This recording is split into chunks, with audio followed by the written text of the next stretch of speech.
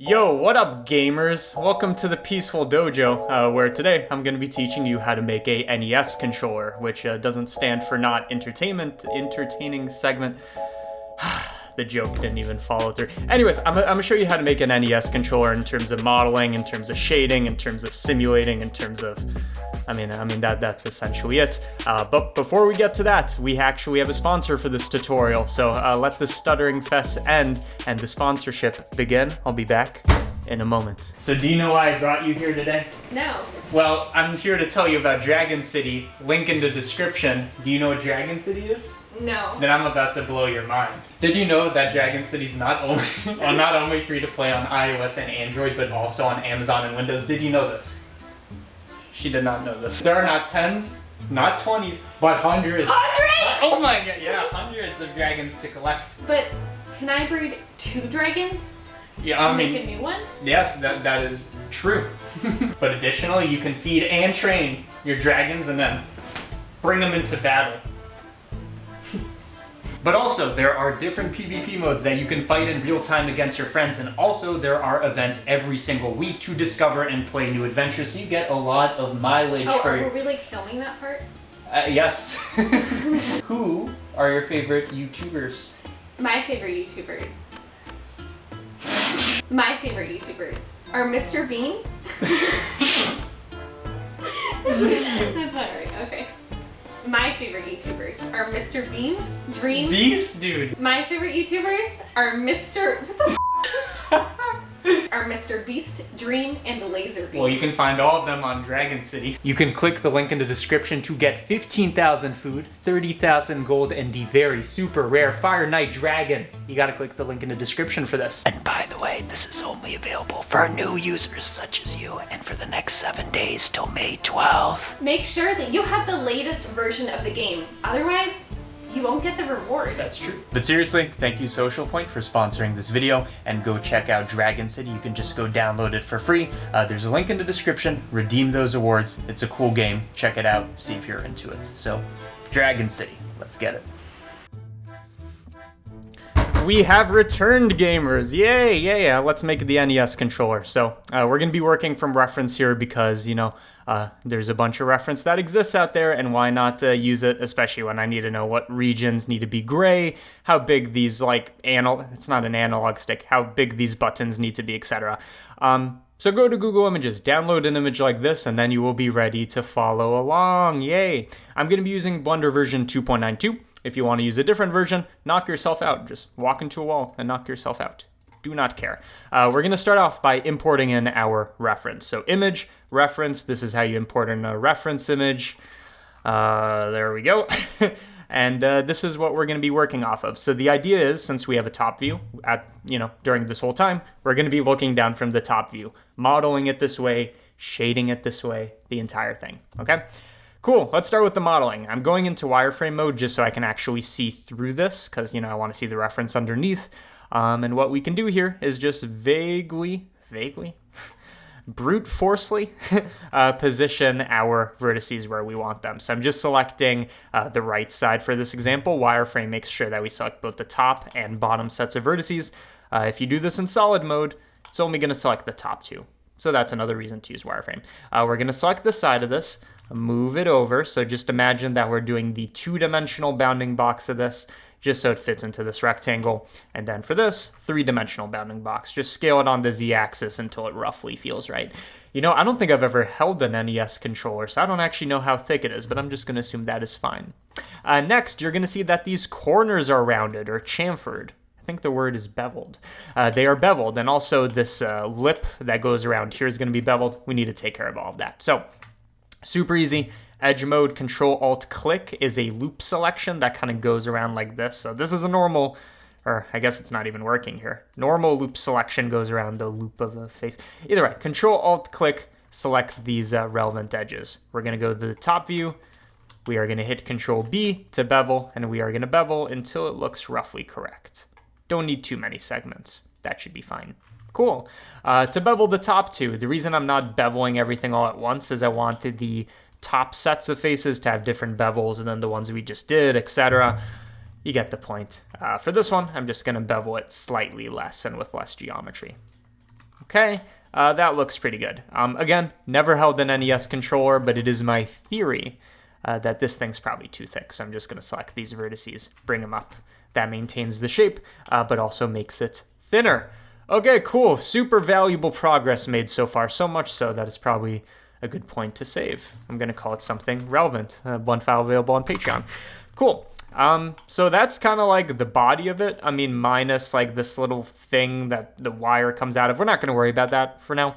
The rest of this is just things protruding out of here, like a little platform with the button coming out, 2 of those, a platform for these buttons, select and start, D-pad, stuff like this. So let's model those. Now, you could model them using different objects and joining them, or you could do it all in one object. I'm thinking for this one, because I'm not planning to use any modifiers or anything like that, I'm going to model it all into this object. So edit mode, I'm going to add in a cube. So again, we could do a plane or a cube. I'm going to do a plane. Again, the idea here is if we model it all into one mesh, we don't have to join stuff later. And it doesn't really get more complicated since we're not using modifiers. Okay, so we have the base of the thing. I'm going to control B to bevel. It's not going to do anything. We want to set it to vertex because we want to bevel these vertices just to get the rounding of the square, something like that. I'm going to, by the way, if you just want to select this thing that we made, this plane, you could either try selecting the face or with any of these vertices, just hover over it and click L to select, not ligament. I don't know. It selects links, linked is the point. It selects everything that is linked or connected to that vertex. So I'm scaling it up.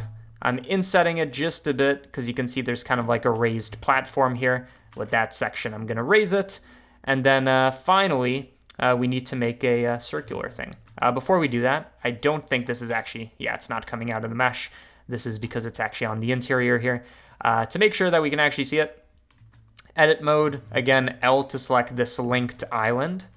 We go to here, we bring it above, and we make sure it barely intersects. Let's get in a bit closer here. Get in nice and close to this butthole. There we go. Okay, cool. We have the platform. Additionally, maybe before we do the actual button, let's bevel this a tiny bit. Because why not? Okay, also, shade smooth, and make sure to enable normals auto smooth to make sure that the smoothing is where it's supposed to be. Okay, we have the thing, we have a platform, let's make a button, and after we make the button, we'll fix some of these shading issues. For the button, what I'm thinking is we need to make a circular cutout that is then like insetted a bit. You can see there's this kind of black rim where it's going downwards, and then it's going to go back upwards with the button. So we somehow need to capture both these things. What I'm thinking is I'm going to select this interior face here. I'm going to use the knife tool. Why am I using the knife tool? You'll find out. I'm just going to cut out a square here, kind of like the bounding box to the circle. You'll see why in a second. So click, instead of like trying to make sure that this is linear or going on the x-axis parallel to it, hit C to constrain it. So now it's going on the x-axis and the y-axis, X.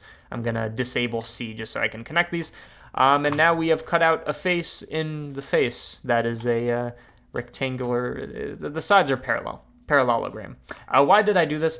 This just makes it super simple for us to start making a circle. So again, I'm going to make the bounding box of this be the bounding box of the circle. And then when you are happy with that, just select this face and we're just going to subdivide it a bunch of times. You'll find out why in a second. So again, more subdivision you do here, the cleaner the circle is going to be because we have more geometry. I'm going to do X, limited dissolve, which makes it look like I've undone all my work. But if you go to vertices, you can see we still have these rim vertices. And the key insight here is if you then take this modified face we made with the subdivision, with the limited, whatever take it and then run a to-sphere command, which is basically the only trick I know in modeling land. You can see it makes a perfect circle once we drag it all the way. So we can just scale that down. So we've actually made a circular cutout without using booleans, without any of the nonsense, just nice clean geometry. So I'm going to take this now that we have the interior. I'm thinking, so maybe at this point we could do separate objects. I don't know, but definitely I'm going to take this and I'm going to extrude it downwards. And then we're going to have a button coming out of here. So extrude downwards, inset just a little bit, just so there's a tiny bit of a cavity. And then I'm going to extrude it upwards. So this is going to be the actual button where we are going to bevel the edges, not the vertices. So something like that. And again, we can always go back here and make it a separate object. But you can see now we have a button that completely overlaps with the thing. And on top of that, we actually have a bit of a cavity going in here. Just to clean this up a bit, I'm going to go to this thing. I'm going to Control B, just add in a bit of geometry to clean it up a bit. And also for this button, if you look at it from the wireframe, or not the wireframe, if you look at the reference, or maybe if you've just ever held an NES controller, I assume the buttons aren't just flat on the top, but they're kind of like caved in a bit, like the meniscus of water when you're filling up a vial. We want the buttons to have a bit of a depression, not emotionally, but geometrically. So how do we do that? I'm going to select this right here. I need some geometry on the top, so I'm just going to hit I a bunch of times. This is the in setting. Again, I don't know why I'm the one doing modeling tutorials. I feel like I never model, but it just so happens everything I try I can just do. I'm not trying to be pompous, it's just true. Select the middle face of all this geometry that we've added. I'm going to enable proportional editing so that when we move it on the Z-axis, it moves a bunch of stuff. Of course, we don't want it to actually, do it like that. So I'm going to, before moving it on the Z-axis, I'm just going to decrease with the mouse wheel, right? I'm just going to scroll in, so it's only affecting some of it, and then you can see we're getting this proportional editing effect. We have a fall off with our Z selection. So you can see now there's a bit of a depression here in a good way. Okay, cool.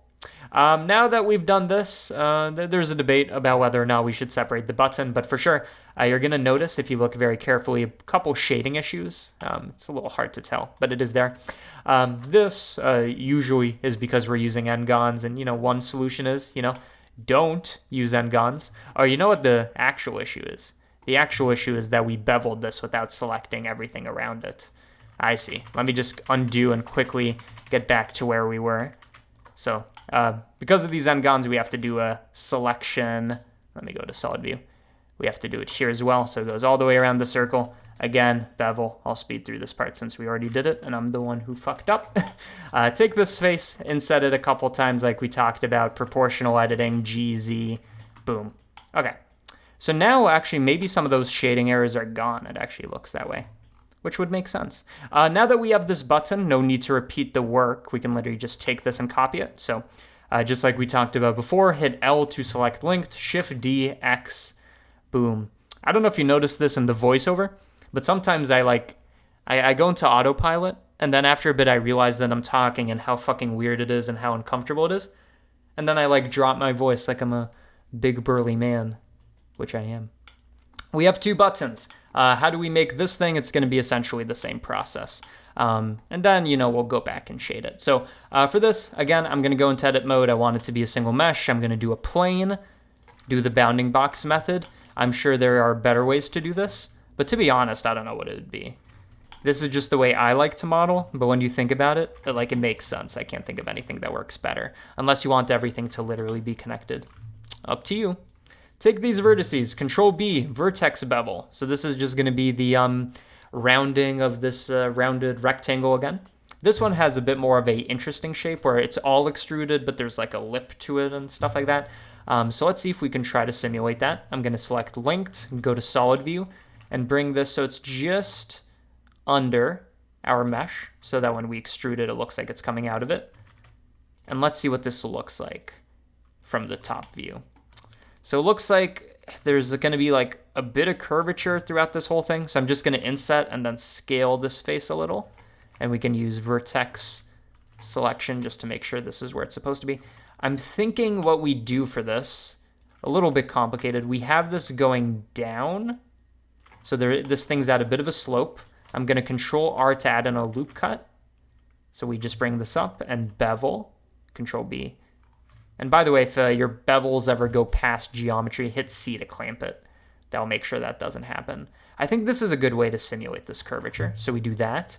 And then also for this one, we are going to bevel. So I'm just beveling wherever we don't have enough curvature. And then after we did this, especially if you hit C for clamp, make sure you select all of this. Run a merge by distance, which basically takes any two vertices that are on the exact same spot and merges them. In this case, we had 0, so it wasn't necessary, but whatever. Okay, shade smooth, looking good. Let's see, what else do we have going on here, other than obviously the buttons. I think there's going to be a bit more of a extrusion downwards that we should do, so I'm just going to extrude this down just a little. and do a bit of a loop here just to make it nice. And there we go. Now we have a thing sticking out of it, and it looks cool. Cool. Now to make the buttons. For the buttons, we could try something a bit different because these aren't rounded rectangles technically. They're more like capsules or something like that. They're a bit more of a complicated shape. So one method is you could, do the thing we did before with making the circle and then doing the inside. For this, I'm not actually seeing too much of a rim here where you extrude inward, so I'm actually not going to make it. So let's just do a shortcut. We're going to add in a circle. Oh, by the way, am I in edit mode? I'm not. I want this all to be one mesh. So select this, edit mode. Now I'm going to add in a circle. And I'm thinking, let's first of all add in a bit of extra geometry, just so it's a bit higher resolution. And what I'm thinking is, yeah, we'll make the capsule out of this circle. So position the circle, kind of like in the bounding box sense. Just make sure it's the right height. And then in vertex mode, I'm just going to select half of these. And I guess, so what I'm thinking is we take one hemisphere, move it to the right, the other hemisphere, move it to the left. That will effectively make a capsule. Before we do that, I just want to make sure if we're separating it here, I want to make sure these are the same height. So I'm just going to select these three, scale Y 0, so they're all like level on the Y-axis on both of these. And then now we select one half of this, move it over here, select the other half, move it over here. Kind of like a sketch way to to make a capsule, but it really does work. Okay, position that over the button and we are good to go. Just like before, solid view, we got to make sure this thing's in the correct position. So make sure it's slightly under. By the way, it doesn't seem like this actually has an interior. So with all these vertices selected, hit F, that's going to make an interior.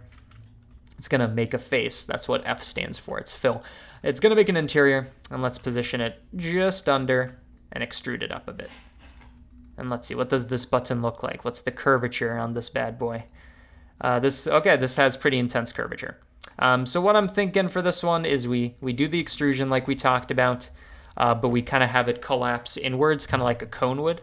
So I'm just going to scale it like this, or actually we should do this from the top view.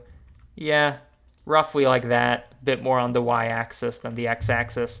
And then we take it, edge selection, Control B to bevel. Cool. So that should be a nice little button. Might not be tall enough. If it isn't tall enough, proportional editing, Z-axis, less influence, and do something like that. And now we have a nice little button. Okay, cool. I'm gonna take it and I'm gonna duplicate it. So edit mode, select the Shift D, X. So Shift D's duplicate, X means move it on the X-axis. And now we've modeled this piece. So far we have the main mesh, we have the two buttons, and we have the two select start buttons. And finally, and again, most of the detail here is actually in shading, like, this kind of weird it's not corrugated, this weird like almost asphalty specular dotted material. We're gonna make all of that. But last thing we need to do is just do a bit of modeling on this D-pad. I don't know if we're actually gonna make the arrows. We'll find out in a second. So again, edit mode, you know the drill at this point. For this one, since it's essentially a plus, I mean, it's the D-pad, that's what it is. Since it's essentially a plus, what I'm thinking of doing here is I'm going to make a plane, just kind of like exactly on the interior here, so that I can select an edge, extrude it on the Y-axis, so it matches up here. So I'm just making the bare bones, non-beveled, non-nothing version of this plus sign. So we've extruded this, so now we have this plus shape. And then I'm just going to select these exterior vertices and bevel them so they have the right amount of curvature. So Control B, V, and there we go. That's a vertex bevel, and there's also a bit on the interior, but not as much, so that's why I'm doing it separately. So Control B, V to make sure it's a vertex bevel and make it a bit less. By the way, you're going to notice on these interior ones, it's going to make a mess of geometry. There's just going to be so much. So what I would recommend is select all of these. They're already pre-selected. Also select some of these additional faces of the plus. Essentially select everything, X, limited dissolve, and it's going to make it one easy to deal with and gone. Okay? Not the best for deformable, whatever, but of course we're not even doing that with this. So n-gons are fine. We're also going to inset it and scale it just so it goes to the black section. If it isn't fitting exactly, I mean, you know what to do. You can just move it on the X-axis. So I'm just going to select, I guess we want to select everything here. So I'm going to select these, and we're going to do it on both sides. There's an argument to be made for symmetry. I'm not going to do it. We're just going to move it on the x-axis a bit. Cool. Let's do the same thing on the other one. And if it takes too long, I can speed through this part. Because no need to torture you. I mean, maybe a little, but not that much. We're just going to move it there. And now I'm just going to repeat it for the y-axis and all that. So I'm just going to speed through this part. Okay, I think I've adjusted everything I needed to do in the Sengon. We have the exterior, we have the interior. Now let's make the thing look good. So did we already raise this thing? I don't think so. So again, for the final time, this time, we are going to select this, go to solid view, make sure that it's just under, perfect. And then I'm going to select this interior face and bring it up because it kind of has this white border and then the black part of the button actually comes up. So I'm just selecting this one, moving it up so it just kind of comes out there. We could also do a kind of like loop selection thing and then scale it just to give it a bit of form and shape. Again, have a physical NES next to you. There isn't like too much we can do with reference stuff when we only have a single image from the top view, but we'll make it work. Okay, so we have the white border. For this thing, I'm just going to make it elevated, so E to extrude. On the Z-axis, which is normal to it. Control B, just add a tiny bit of bevel here. And yeah, shade smooth, looking good. I mean, looking like there's a lot of shading errors, but looking good. To fix these shading errors, which is something we were going to do back here, but we actually resolved it. Basically, the reason this happens, we have an N-gon. Blender doesn't seem to like N-gons too much. So we can fix that literally by just selecting this N-gon. Turning this into edge selection, so this turns into the boundary of that face. So selecting this face is the same as selecting all these edges. We are going to right click. We are going to mark, not seam, but mark sharp. And this just tells Blender this is a planar flat surface. This whole N-gon is on the same height, which gets rid of the shading errors. So here's before. You can see shading errors, and then mark sharp after. So looks good. Anything else we want to do to this? We could have a bit more of a visible cutoff, so I'm just Control R-ing to add a bit of a loop cut. I am selecting this section, E to extrude downwards, just so there's a bit more of a visible thing going on, and yeah. Cool. Other than the arrows, is there anything else going on with this thing? Yes, there's the circle. So let's actually do the circle since we already know how to do it. Again, you could either do an inset or what I recommend, just do the knife tool. So K for knife tool, C for constraining. I'm just making a rough square here that seemed to have failed. Did that not cut at all? Let me make sure. Nope, that did not cut at all. Let me try that one more time. Knife tool, C, boop. Make sure to turn off constrain for this section. Did it like that? There we go. Just to make sure that this thing is level, scale it on the x-axis by 0, and then I'm just going to reposition stuff until it looks a bit more like a square. Cool. You already know the trick for this. You take it, you subdivide it a couple times. The more times you do this, the more geometry you have. Limited dissolve, that gives us the face with these things. Run a 2-sphere by 1, so it has full strength. And then for this one, it kind of has like a spherical kind of fall off thing going on. So I'm just going to do a couple insets, proportional editing, and instead of like doing, you know, this whole situation, what I'm going to do is I'm going to run the spherical proportional editing. That will make the profile of this actually look like a sphere, which is cool. Not a very tall one, just a tiny little bump. Okay, cool. So let's see what this looks like side by side. I think we have modeled everything we need to. Of course, this kind of thing is going to look way better. I mean, it's going to look recognizable once we've done materials, but also if we switch to cycles, it looks a bit nicer. So yeah, let's deal with materials. I mean, the only other thing I'd maybe do for modeling, other than the cable coming out of it, is it seems like there's a bit of an extrusion over there, like a bit of an inset. Let's actually just add that in if it isn't too much trouble, and then we'll move on. So again, wireframe, I'm looking at the main mesh. Did we separate this into a bunch of N-gons? No, it's its own thing. Cool. So if I just inset, just by a bit, and then scale it. Whoops, I do not want to do this with proportional editing. Inset, scale, and then reposition these vertices, we can get the shape of this like black section, which this is actually useful to separate into its own like face set, which we're going to do because it's going to make it easier to say we want one material here, a different material elsewhere. But okay, cool. So I'm going to take that and I'm just going to extrude it down just a tiny bit. And that should look pretty sick. Okay, I think now we're ready to deal with materials, and then we'll deal with the cable and all this. So, shading workspace, we've made it to the material procedural section of this. So, there's a couple materials here. We need to make a shiny red. We need to make this, I don't know what I called this before, this dotted black shiny thing, shiny glossy black materials as well. We'll do all that, but first of all, I'm just going to make sure my environment is good before we continue. So I want good lighting before we move forward. So I'm going to get rid of the light. So right now there's no lights in our scene except for the environmental light. If I set it to black, there's no lighting at all.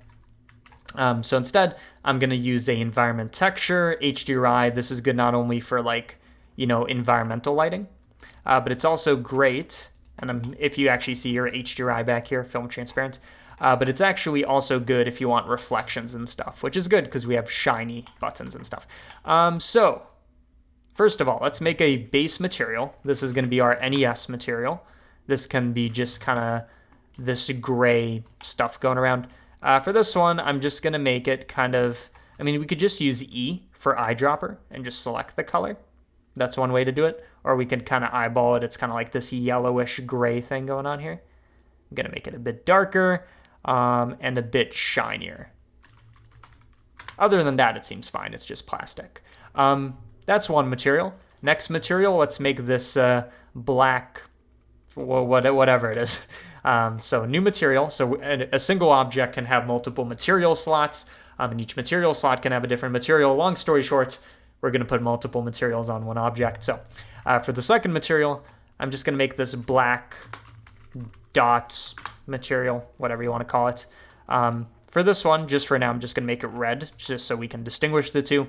And if you're not seeing it, which we are not, we just need to select the area that has it. So literally a face selection, so only this face.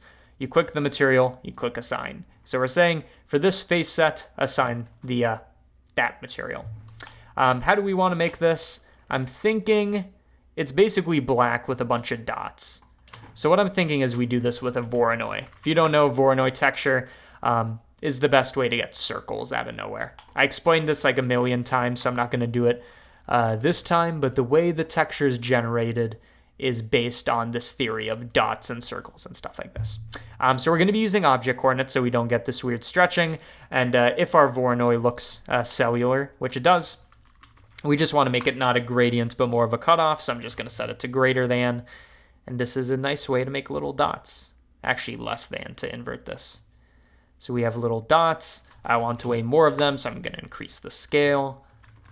And you can see we've kind of mimicked this thing going on here. So you can think of this slider as going to be the, you know what, I have to explain. I can't go a tutorial without explaining it. Voronoi texture, basically what it does, it distributes a bunch of points on our surface and then calculates the distance of each sample point to its nearest neighbor point. It makes a gradient where, anything near a dot is going to be black, otherwise it's going to be white. That's why it gives a cellular thing. Less than is going to constrain it. So this is going to be generally the radius, the average radius of our thing. Okay, so now we have our dotted thing. Let's connect that to the base color, see what it looks like. Okay, it's definitely something. We got to make it look a lot better. Couple things about this material. I'm assuming it's very rough. I don't know if it's shiny or what, but I imagine it's a very rough material. So I'm just going to bump this up to something like 0.9, which by the way is going to bring back this black color and make it more intense. Additionally, I want there to be less of a color thing going on here. So I'm going to do a color ramp. I want these white dots to be closer to like a gray. So this is how we achieve that. Just so it's a bit more subtle. And then finally, assuming again it's not a smooth surface, I want to add in, actual bump or normal information. So that the lighting isn't uniform across it. By the way, all these node previews on top of the nodes, you don't have them, it's fine. It's an add-on, node preview, link in the description. It just helps with the explanation. So A bump node we can use to convert any map into a normal map using a differential gradient, whatever. Point is, I'm just going to use this thing that we generated, this kind of constrained version of Voronoi texture. I'm going to set it to height, which you can see converts this into normal information. And then we take this, connect it to the normal of our BSDF. Okay.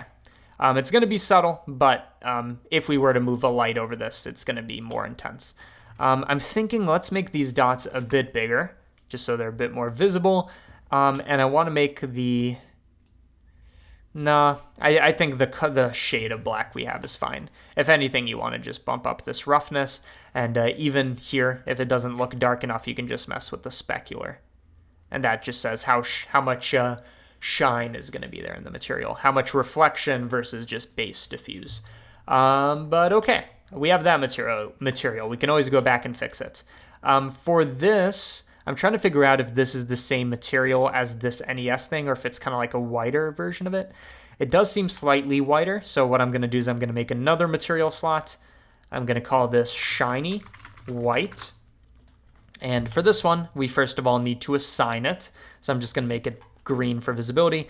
I'm going to assign it to the border of this button and this one and like the D-pad. There's a couple spots where we need it. So fastest way to select this, I'm thinking, is I'm going to select just this boundary thing. I'm going to hit Control plus on the number pad to increase the selection. If you don't have that, you can do like grow selection, and that should be somewhere, or maybe increase selection. It's one of these. I think it is grow selection. Either way, Control plus to grow the selection. I don't know why I said that with a voice crack. So I'm just selecting the areas that I want to have this. So I'm going to assign it. Next, let's take care of these. So again, loop selection, Control plus until we have this. And this should also be going into this interior thing. We just don't want it creeping up the button. Assign. By the way, I noticed since we extruded this area down, this black area, our buttons are technically floating because they were just above the surface. I'm just going to fix that. So I'm just selecting them, GZ to move them down. Oh, whoops, I forgot to take care of this. GZ to move them down. There we go. And then finally, let's get this section as well. So again, loop selection, Control plus, just to get this even inside the cavity. Too far. Assign. There we go. So I think that's all the sections that need this. And then for this material, I'm just going to make it a desaturated, pretty bright white that is fairly reflective. Not all the way so it's like, completely shiny, but just so it's shinier than everything else.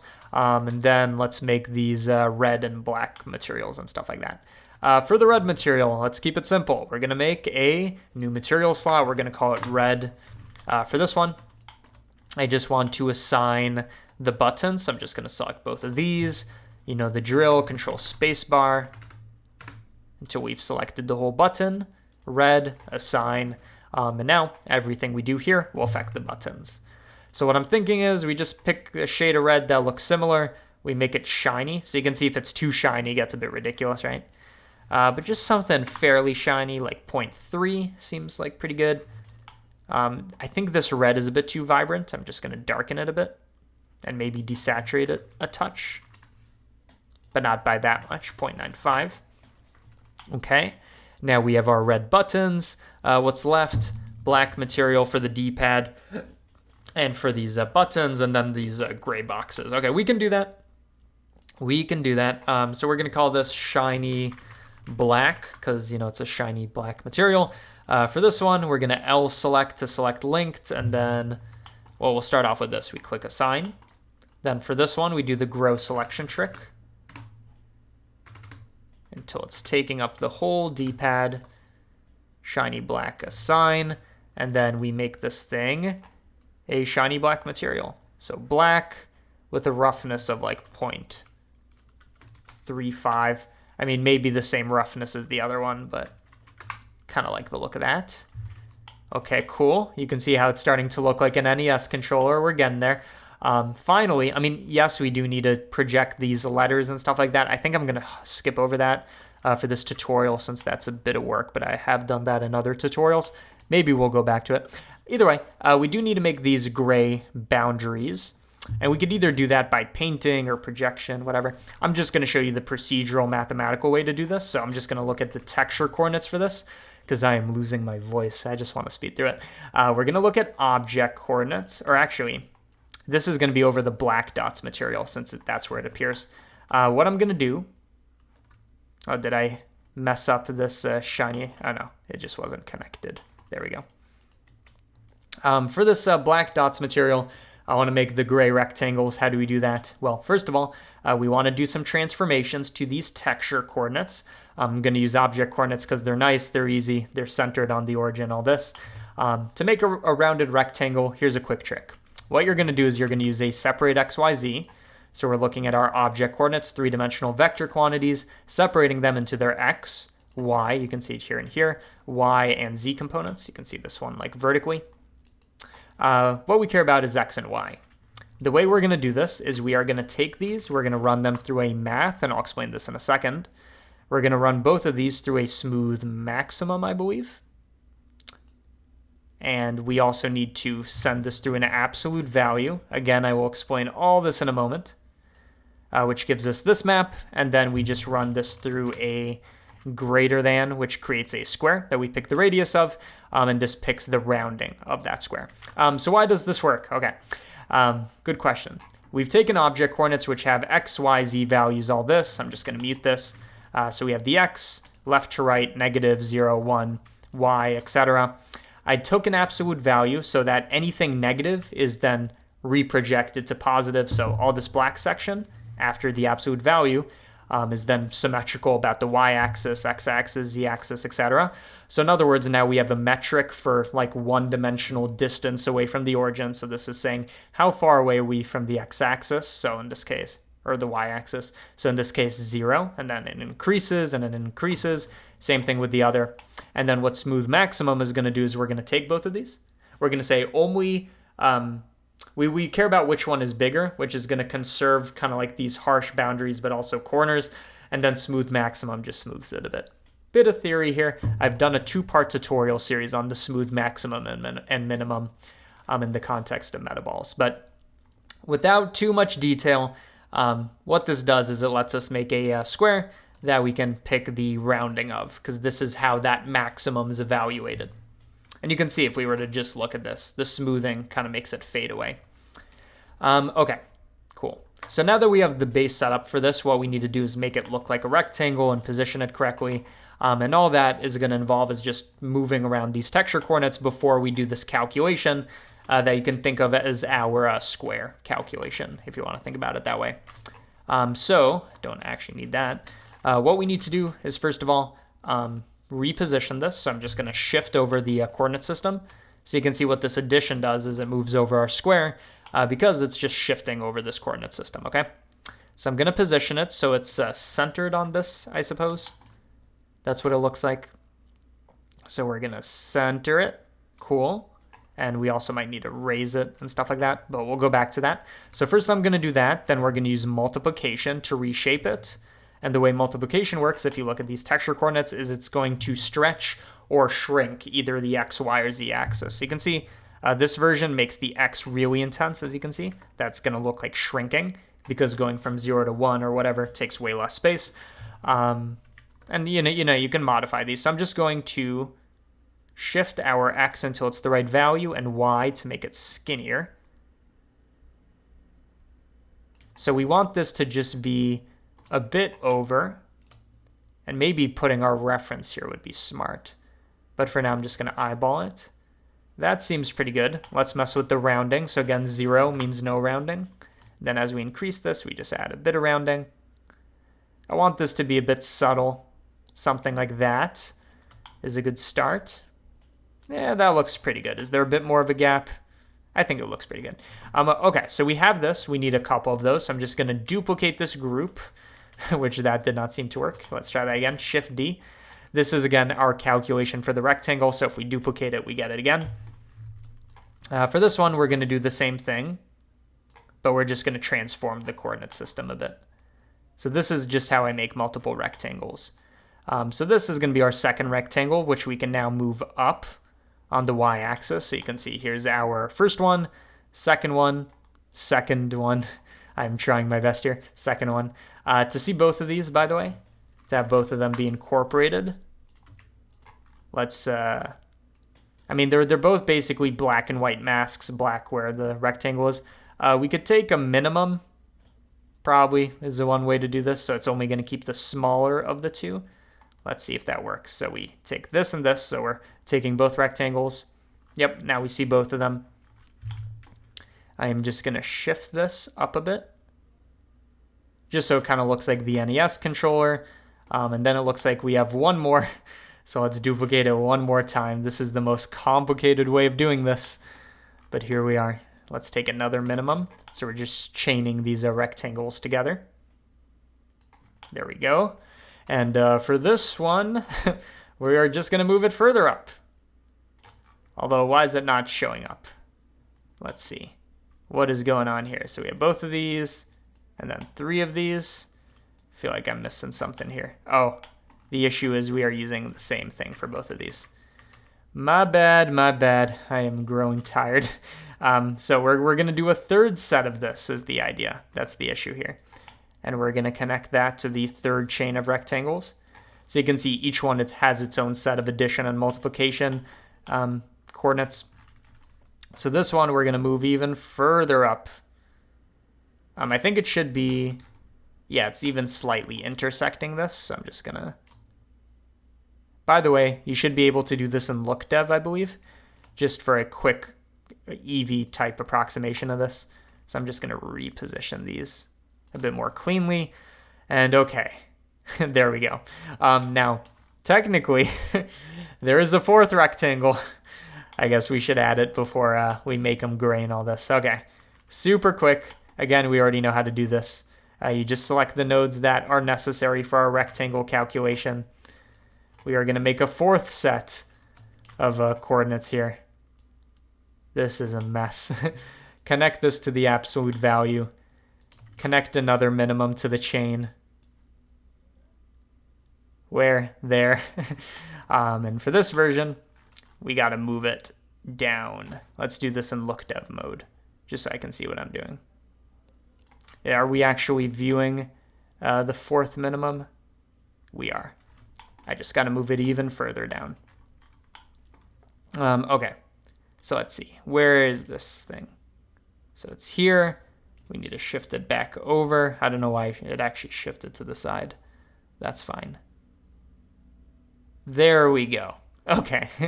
So there we go. We now have our rectangle mask. That is what all these nodes are for. And long story short, now that we have this thing isolated, we want to say keep the black and white material thing that we made before, right? Like this thing, we want to keep it, but basically stain it with the color gray in those sections. So to do that, what it's going to actually end up boiling down to is I'm going to take this, I'm going to invert it so that instead of having like these black rectangles and all this, why is it shifted over all of a sudden? That is confusing. I do not know what is going on with that. We'll fix it in a second. But either way, instead of having it black where there's rectangles and white elsewhere, I'm just going to invert it so it's white where it's there and black elsewhere. And that just makes it easy for us to mix RGB these things together. So I'm going to mix this kind of like black and white dot thing we made. I'm going to mix it with the color gray. Where are we going to do that? With the factor of this rectangle. So you can see this is where we're staining it with gray. To make it less intense, we just take this and we multiply it. We multiply it by some like number. So as this increases, you can see it's kind of just fading in. Nothing crazy. You could just have it be slightly there. And let's move our fourth rectangle, which has mysteriously shifted locations. There we go. And boom. Oh, it's dude, what is going on with this one? Did I add in an extra thing? Let me fix that. I'll be back in a second. I think the issue is we are using camera coordinates. Okay, that makes sense. It's dependent on the camera. Either way, object coordinates. not the camera ones. And now we can pick the same X value. There we go. Okay, cool. So now we have the NES. It's stained gray in the sections where it should be stained gray. Again, we have this mix RGB setup where we can control the strength of this, so multiplied by a different number. Also something to consider, you can mess around with these blending modes. Some of them will work, some of them won't.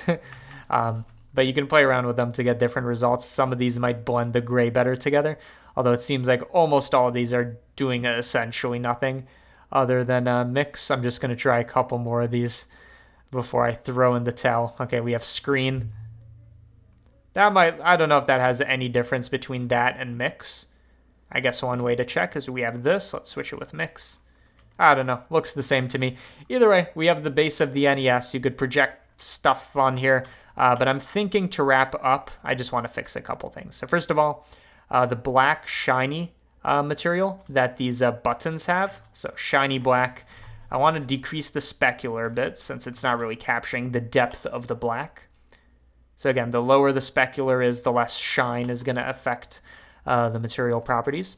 Okay, cool. Additionally, we need to make a wire coming out of it. So just a simple, super simple way to do that is we are going to use a curve object, Bezier. This is essentially going to be our curve, or not our curve. I mean, yes, our curve, but it's going to be our cable. So just have it sticking out of here. Nice thing about this is it's a procedural way to do this. So we have a curve.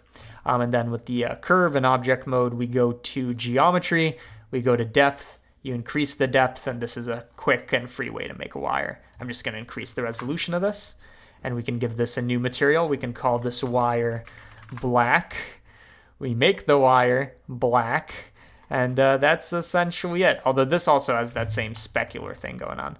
So before we do that, bump up the roughness, and yeah, that actually solves it. So there you go. There is the NES. It's going to look different in different lighting conditions. So you want to test it out in different scenarios. This one's kind of like an interior orangey lighting one. This is if we were to capture the NES in the sunset. Mess around with all these, but that is essentially how you make a NES controller in excruciating detail. So there you go. We made the NES thing. Hopefully you enjoyed this tutorial. I'm out of here. Bye. So remember, boys, you can use the link in the description to get Dragon City. Download that if you're interested. And other than that, thanks for watching the tutorial. Bye.